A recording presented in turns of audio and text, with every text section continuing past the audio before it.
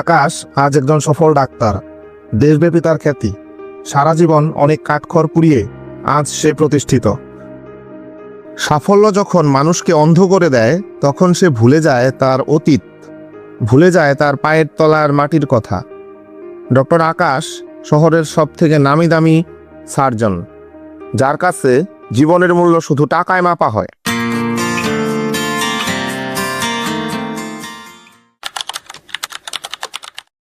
আকাশকে বাবার ফোন।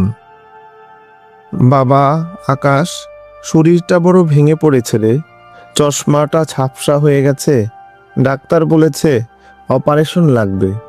হাতে একদম টাকা নেই বাবা, একটু কি আসবি? তুই এলে ভালো লাগতো বাবা, আয় না বাবা।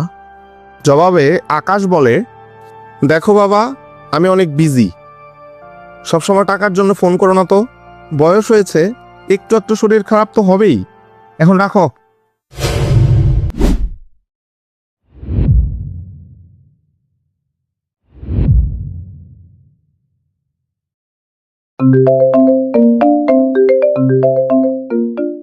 আকাশ, তোমার বাবা আর নেই। জবাবে আকাশ বলে, তো আমি কি করব? আপনারাই তা ফোন করে ফেলুন।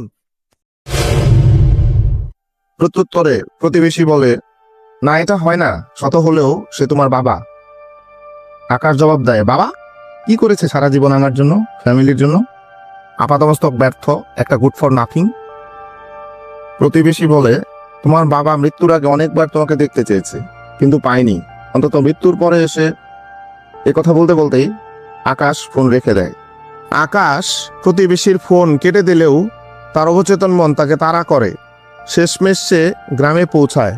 দাফন শেষে সে বাবার সেই জীর্ণ ঘরে ঢোকে। তার জীর্ণ ঘরের পুরনো ড্রয়ার দেখে আকাশে ভাবনার জগৎ পাল্টে যায়।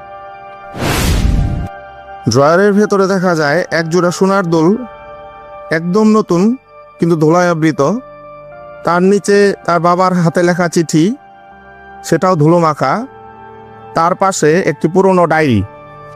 আকাশ ড্রয়ার থেকে তার বাবার চিঠি, ডায়েরি এবং কানের দুলজোড়া বের করে। তারপর চিঠিটি পড়া শুরু করে।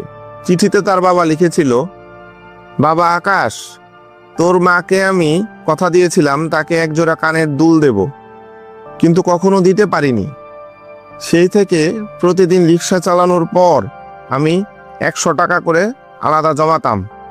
আজ সেই টাকা জমেছে, কিন্তু তোর মা পৃথিবীতে নেই। জমানো টাকা দিয়েই দুলজোড়া কিনেছিলাম।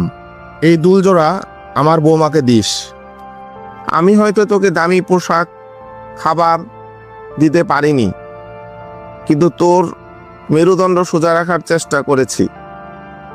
আকাশ তখন বুঝতে পারে তার বাবা কৃপণ ছিলেন না, তিনি ছিলেন একজন নিঃশব্দ যোদ্ধা।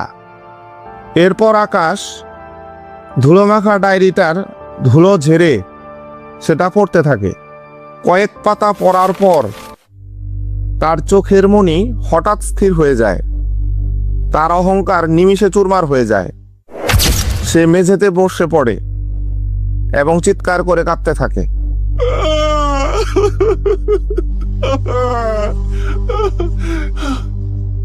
বাবা, তোমাকে সারা জীবন কষ্ট দিয়েছি বাবা, আমি বুঝিনি বাবা, আমি কিছুই বুঝিনি, সব সময় তোমাকে ঘৃণা করেছি, আমায় মাফ করে দিও বাবা, মাফ করে দিও। আচ্ছা, ডায়েরিতে কি এমন লেখা ছিল যে সে চিৎকার করে কাঁদছে? বাবার জীর্ণ ড্রয়ারে লুকিয়ে ছিল আকাশের অজান্তে ঘটে যাওয়া এক দীর্ঘ আত্মত্যাগের ইতিহাস।